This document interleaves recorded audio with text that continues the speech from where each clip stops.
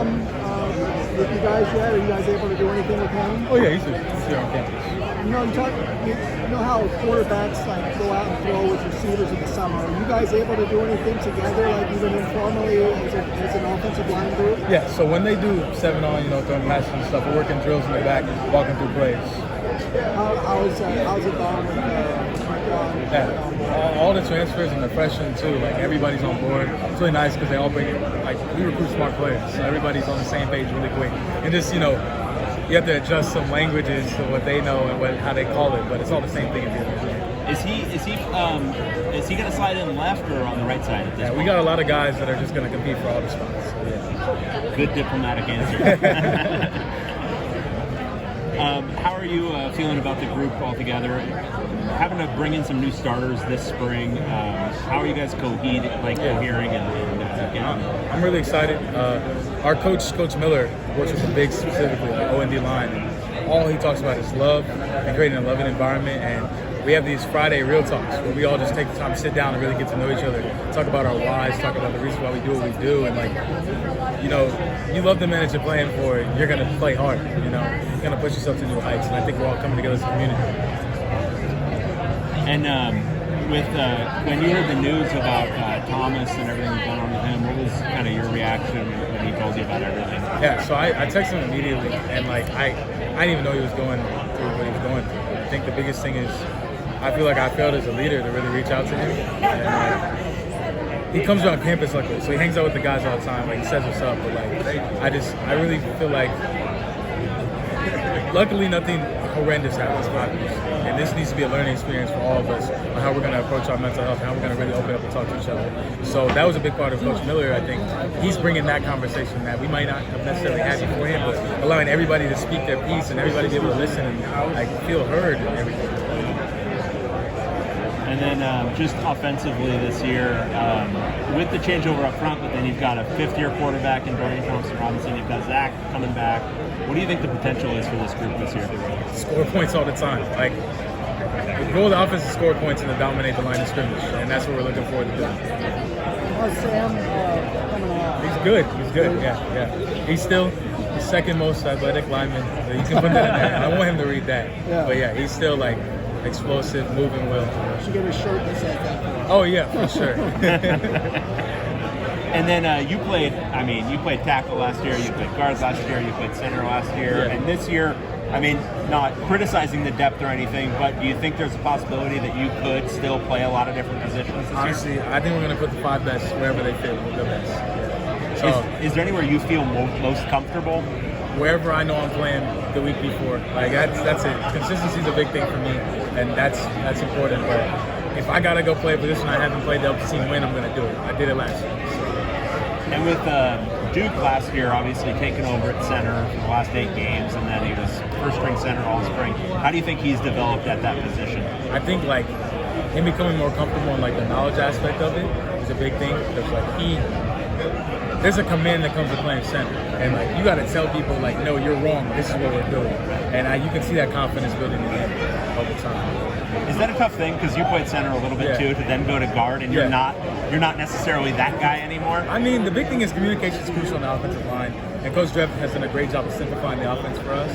But I'm a control freak, of course, but it's cool when we're all on the same page and our conversations are really quick. So it's just building that chemistry is always good. You guys are coming off a successful season. Is there a different feeling going into camp also maybe trying to build off of that? Yeah, exactly. So it's successful and it's cool to win 8 games, it's cool to go to a bowl game, but we were nowhere near where we wanted to be and where we want to be this year. And building on that, that confidence comes from winning games. Obviously, you can always talk about, you're going to win games and you're going to play well, right? But we did it, and we know we can do even better. And that's just going in every single week with the same approach. Do you have goals? Win every game we play.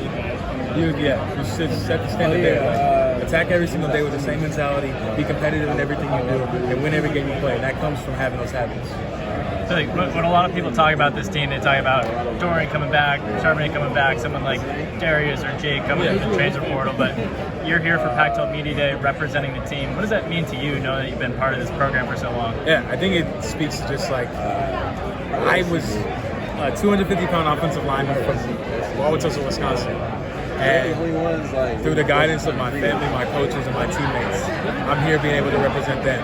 And I think the same way that a lot of us, like the guys that came in early, like Dorian and all of them, like Dorian and Blay, like we came in when this program was not on the best track, and we've been catalysts in changing that and becoming a player-led team. And I think being here, it's an honor to be able to represent the team and my brothers. Being from Wisconsin, did you wish this Big Ten thing happened maybe a couple years earlier? Yeah, I always thought it would have been cool. Like my parents could have come to more games, but I'm excited for the young guys, and I'm happy. We got a great conference here, the Pac-12, and I'm excited for what's ahead. What have you guys kind of been saying amongst yourself about it, especially like the young guys who are going to probably play? These things, just like football's football at the end of the day. Let's be real. Like any team can be any team, any day.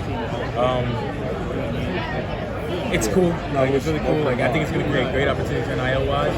But like at the end of the day, you got to go out and play. Whoever you're going to play, and you play good competition, and you play well against the competition. You get paid to play. So that's what everybody has to do.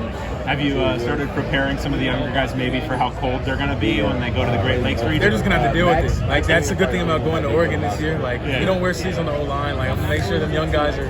You're going to be standing outside. Like that's how it is.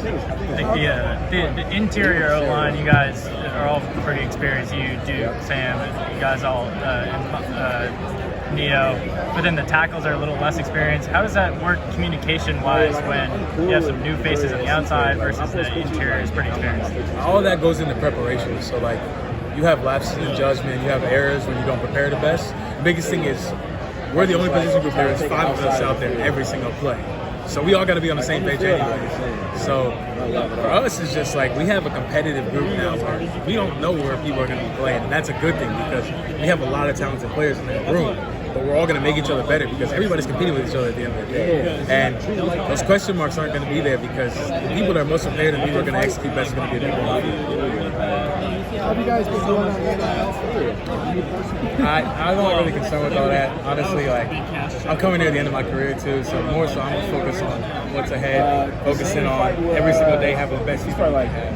And like I think it's really good, especially for the young guys. Like I'm not gonna lie, I was a little salty, like these young guys, but like I don't know, being a Midwestern guy, I kind of just I'm an old lineman too. Like the only deal I'm ever gonna get is food. Like let's be real. So yeah, you got to get that Fat Sal's endorsement though. Yeah, Maui Steakhouse or something like that. Yeah, that'd be nice. It'd be nice. Yeah. What about the EA Sport, the college football game? Little bummer you're missing out on that. I'll be able to play as my teammates, so that's okay. Yeah. That's all that matters. Yeah. That's how we're trying to see the game. Thanks, Jon. Appreciate it, man.